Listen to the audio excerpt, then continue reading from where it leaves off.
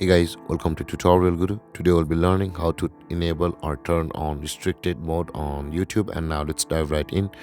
Now to turn on restricted mode on YouTube, first open up your YouTube app on your phone, and after opening your YouTube app guys, on this interface at the bottom right corner of the screen you can see a profile picture icon where it says you. Tap on your profile picture icon at the bottom right corner of the screen.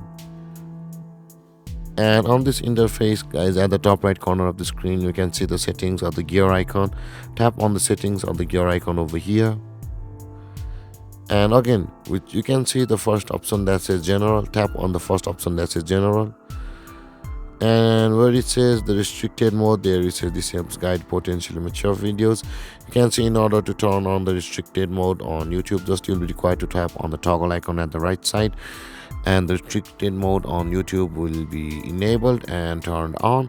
And then guys, this is how to turn on restricted mode on YouTube. And if you have any confusions or questions regarding the topic, feel free to comment in the comment section below, and don't forget to like, subscribe and hit that bell icon for more videos.